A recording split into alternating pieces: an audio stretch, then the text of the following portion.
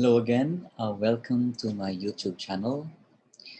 This time, as promised, I'll be discussing with you a prelude or basic facts on one of the topics that one of our subscribers asked me to do. Basically, she wants to know about my opinion on ketogenic diet. So for those of you who wants me to share with you my opinions on certain issues with regard to health, please feel free to message me so I can probably prepare it for you and we can discuss it in our next video. So first, the question is, what is a ketogenic diet? Because keto diet is one of those terms that is usually used. So when we speak of ketogenic, it's basically a term for a low carbohydrate, high fat with moderate protein diet.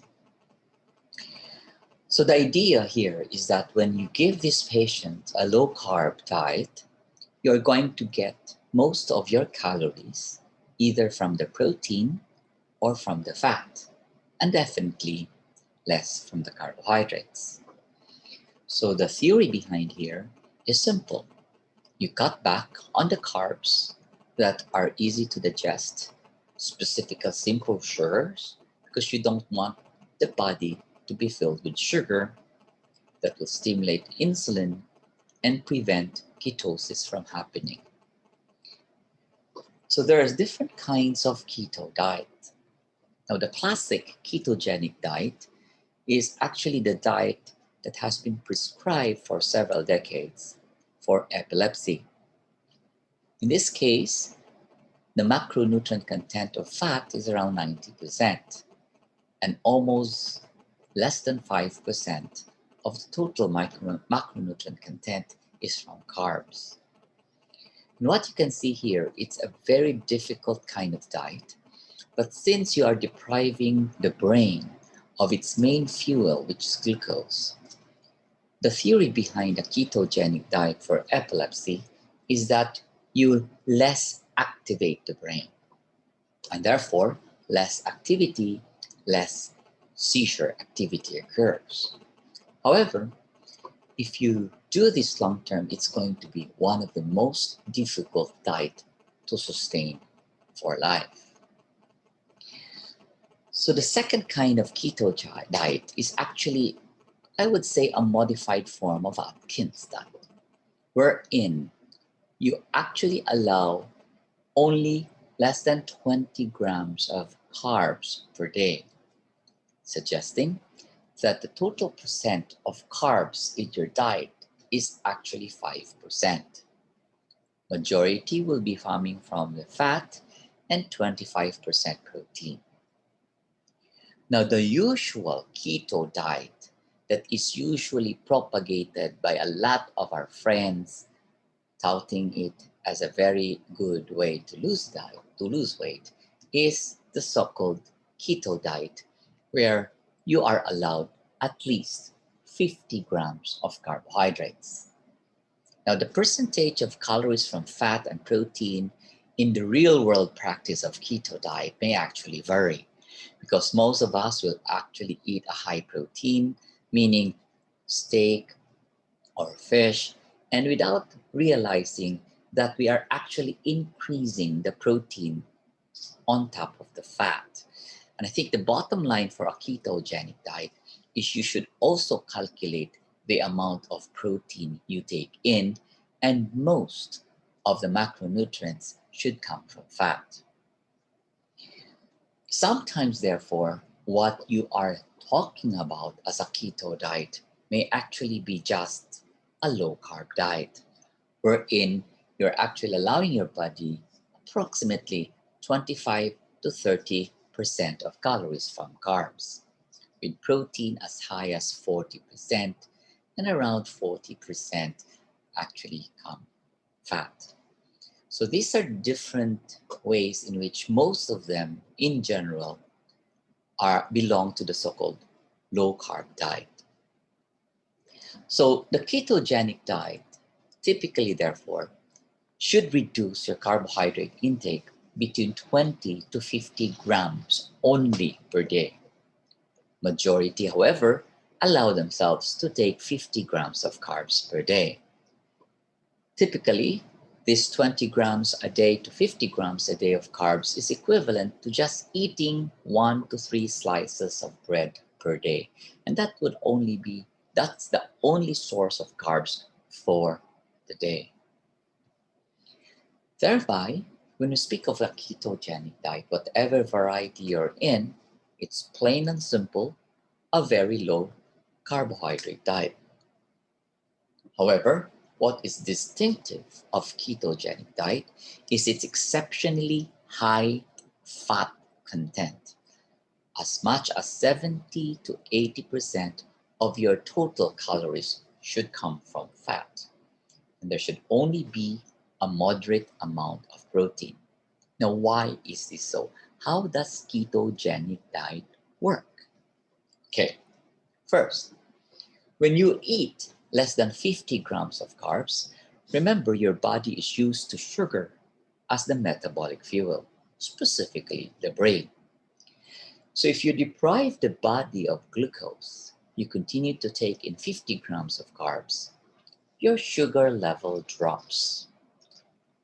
Once your sugar level drops, your protein breakdown sets in, releasing amino acids. Amino acids, in turn, becomes your source of glucose via a process called gluconeogenesis.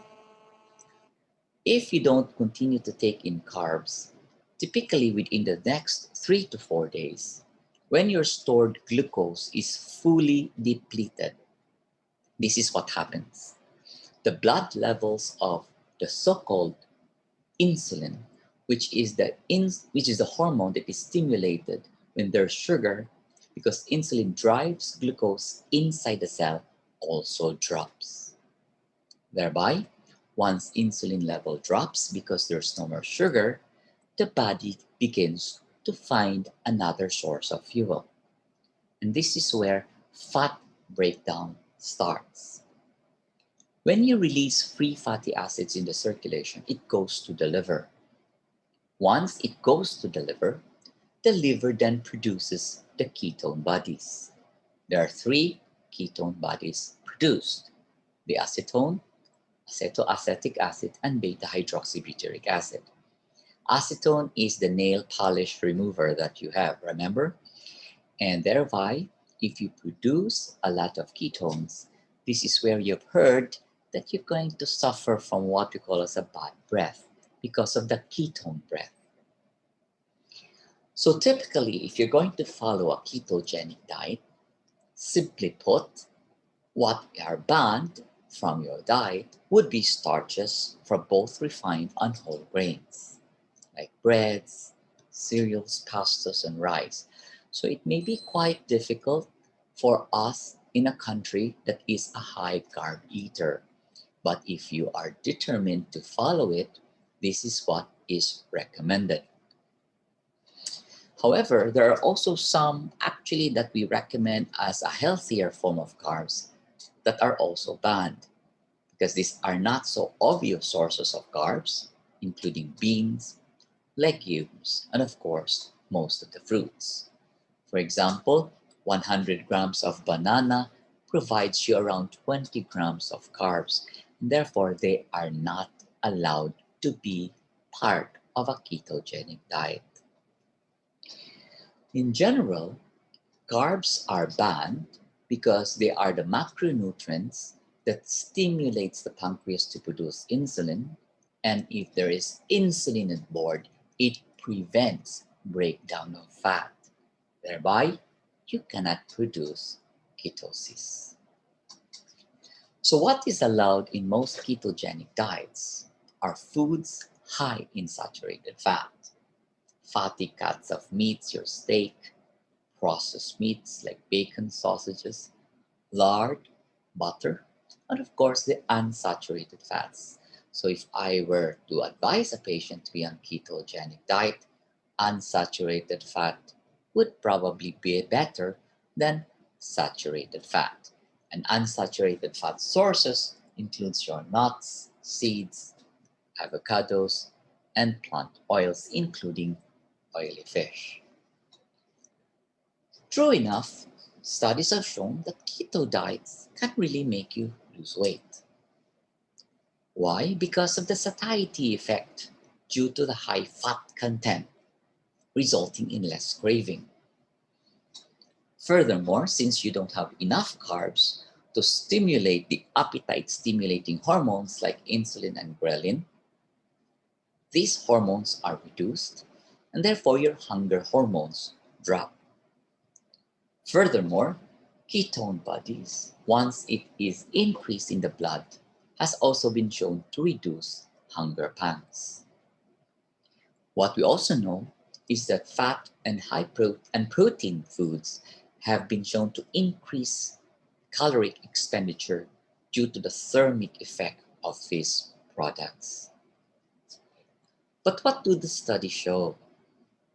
First, a well-formulated ketogenic diet, aside from limiting your carbohydrates, also again limits protein intake, because if you have high protein, it will be your source of glucose. So it will defeat the ketosis purpose.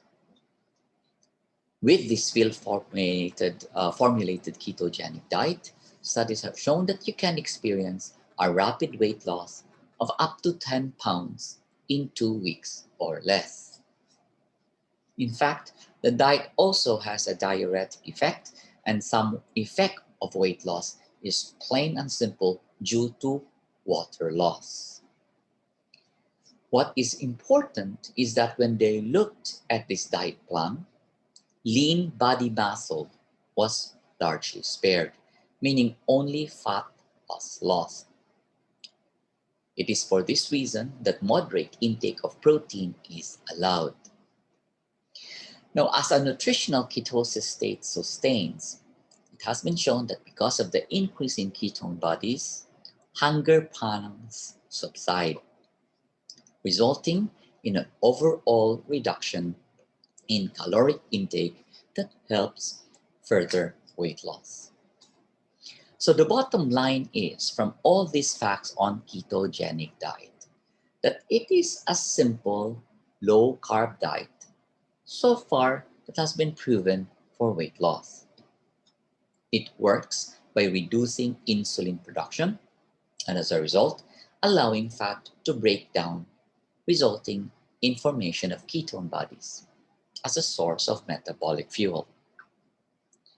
Studies have shown so far this diet's potential for weight loss short term. However, are there pitfalls and dangers of doing a ketogenic diet? Has it been shown to lose more weight or better lose weight method compared to a low-fat diet? And as a primary care physician handling diabetic patients, or do I recommend this form of ketogenic diet for my overweight and obese patients as a long-term solution for weight loss management? So if you like my videos, please feel free to click subscribe and notification bell to be notified for new videos. I promise that I'm going to continue this journey on diet intervention and talk about further on the ketogenic diet on my next video, so watch out for it. Other than that, please feel free to subscribe and feel free to click on the link beside on other ways of trying to lose weight via intermittent fasting. And I hope to see you again soon in my future videos. Thank you very much.